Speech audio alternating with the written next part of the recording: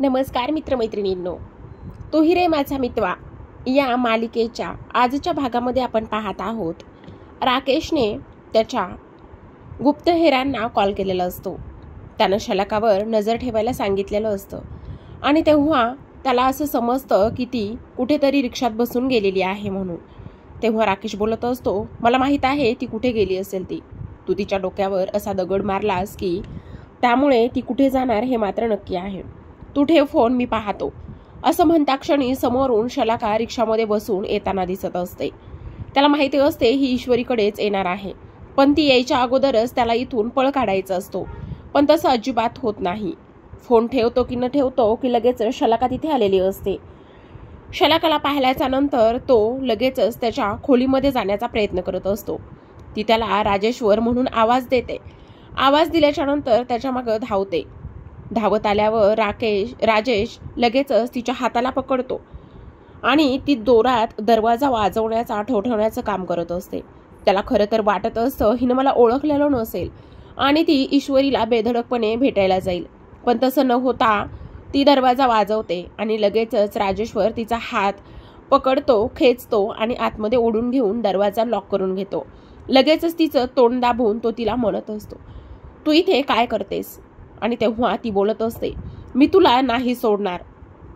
तू कशा पद्धतीने वागत आहेस हे मी आता नाही सोडणार.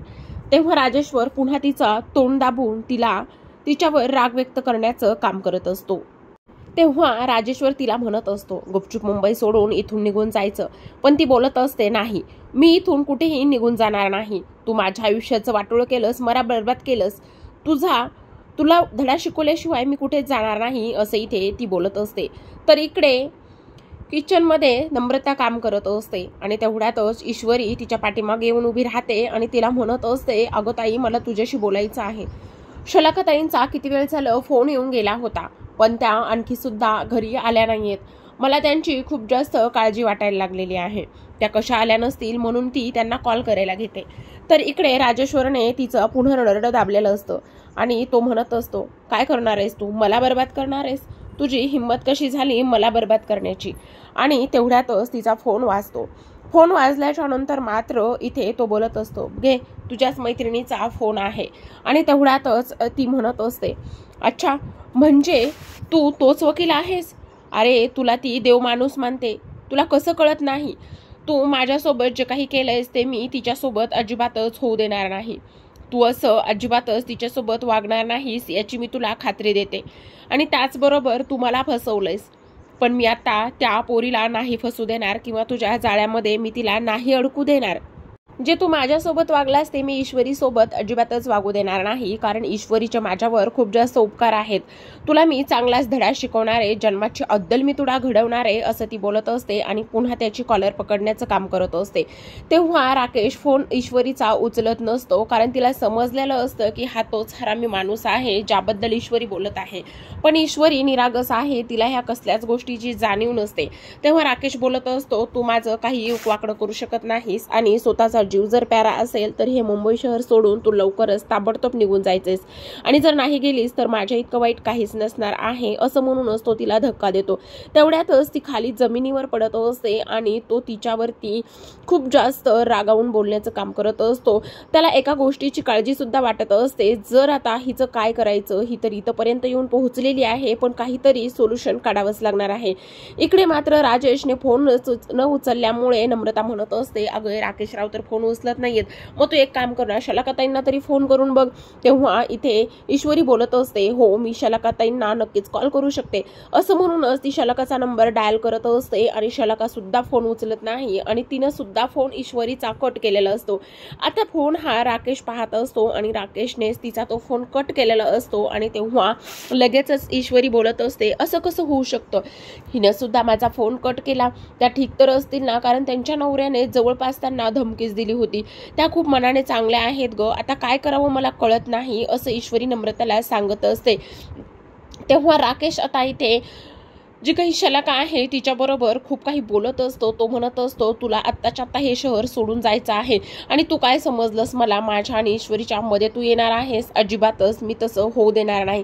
काही जरी झालं तरी सुद्धा मी तुला चांगलाच धडा शिकवणार आहे, असं इथे तो तिला बोलत असतो. ईश्वरीने फोन लावल्यामुळे राकेशने तिच्या हातून मोबाईल घेऊन तो बंद करून ठेवलेला असतो। तेव्हा शलाका त्याला म्हणत असते, तू फोन का बंद करतोयस? तेव्हा तो तिला बोलतो, का तू घाबरलीयस का? तुला घाबरायलाच पाहिजे आणि हाच घाबरणारा चेहरा मला पाहायचा आहे, म्हणूनच मी हे सर्व काही करत आहे। इकडे मात्र अर्णव त्याच्या खोलीमध्ये बसलेला असतो आणि अर्णव खोलीमध्ये बसल्याच्या नंतर त्याला सर्व काही झालेला प्रकार, सर्व काही प्रसंग, त्या दिवशी ज्या पद्धतीने पूजा होती ते सर्व काही आठवत असतं।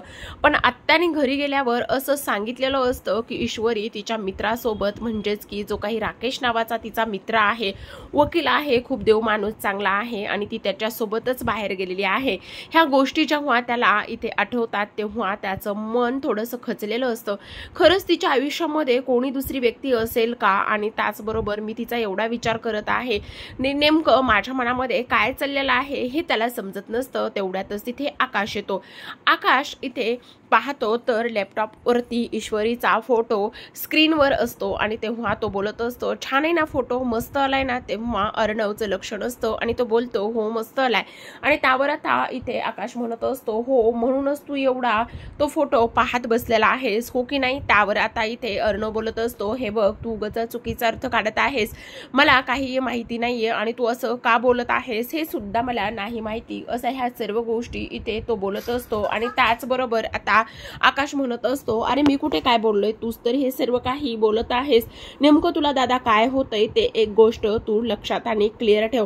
मी असं म्हटलं की ईश्वरीचा फोटो खरंच खूप छान दिसत आहे ना, ह्या गोष्टी मी इथे तुला बोलत आहे किंवा सांगण्याचा प्रयत्न करत आहे। आणि तेव्हाच मुद्दाम आकाश म्हणत असतो, तू जेव्हा ईश्वरीच्या घरी गेला होतास तेव्हा ईश्वरी तिथे नव्हती, हे मला आजीकडून समजलंय। तेव्हा इथे आकाश अर्णव म्हणत असतो, आजीच्या पण ना काही पोटात राहतच नाही, काय गरज होती ह्या गोष्टी इथे आकाशला सांगायची, काय बोलायचं आता हे आकाशला, असं म्हणत असतो। आणि खरं तर तो ईश्वरीला खूपच जास्त मिस करत असतो, तिचा चेहरा पाहतच तो बसलेला असतो। आता मात्र इकडे ईश्वरीच्या मनामध्ये येतं की खरंच जाऊ का मी आता? राकेश सुद्धा माझा फोन उचलत नाहीत, जर घरी जाऊन पाहू का ते खोलीमध्ये आहेत की ते ठीक तर असतील ना, किंवा फोन का उचलत नाहीत, ही तरी गोष्ट आपल्याला इथे समजायला हवी, असं म्हणूनच आता ईश्वरी राकेशच्या खोलीच्या बाहेर येत असते आणि दरवाजा वाजवण्याचं ती काम करत असते।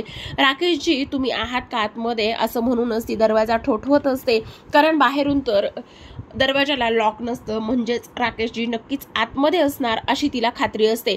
दरवाजा वाजवत असते, आजूबाजूचे लोक हळूहळू जमा व्हायला सुरुवात झालेली असते, कारण ती जो एरिया आहे ती राहते ती छोटीशी चाळ असते आणि त्यामुळे कोणाच्या घरात काय होतं हे लगेचच तिथे समजल्या जातं। आणि म्हणूनच आता ईश्वरीने जेव्हा दरवाजा वाजवण्याचं काम केलं तेव्हा मात्र इथे सर्व लोक जमा झालेले असतात।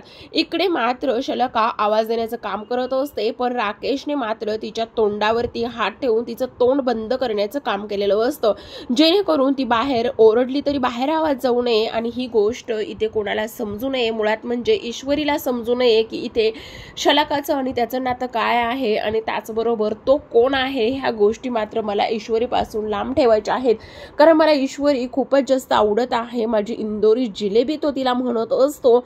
आणि तेव्हा इथे चाळीतले लोक जमा होत असतात आणि सर्वजण दरवाजा ठोठवण्याचं काम करत असतात।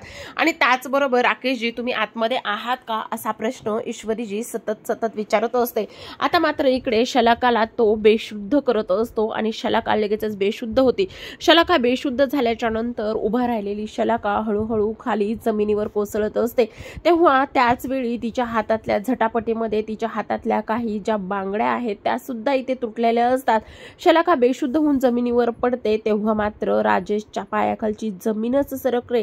आता हिला काय झालं असेल, ही खरंच ह्या जगातून हिने निरोप घेतला असेल का, किंवा ही बरी आहे की नाही हे सुद्धा इथे त्याला कळत नाही। तो तिला हलवून उठवण्याचं काम करत असतो, तर इकडे दुसऱ्या बाजूला ईश्वरी दरवाजा वाजून परेशान झालेली असते।